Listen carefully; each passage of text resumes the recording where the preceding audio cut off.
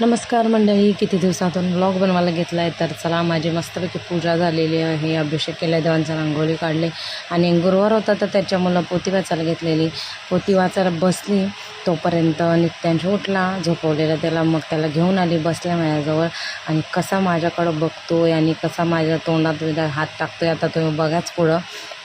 तर 1 मिनिटामध्ये काय काय दाखवायचं ना मला समजतच नाही, म्हणजे एवढं तरी मी कट करून टाकलं आहे.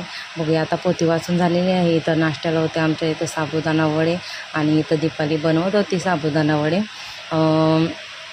साबुदाणा वडे बनवून तळत होती, आईने मिक्स करून दिलेलं आणि माझी बाकीची कामं चालू होती. नंतर पप्पा आले आमचे. मग पप्पा आले की घ्यायलाच लावत होतो त्यांना. मग त्यांनी घेतलं आणि संध्याकाळचा बेत होता आमचा बीटचा पराठा बनवायचा.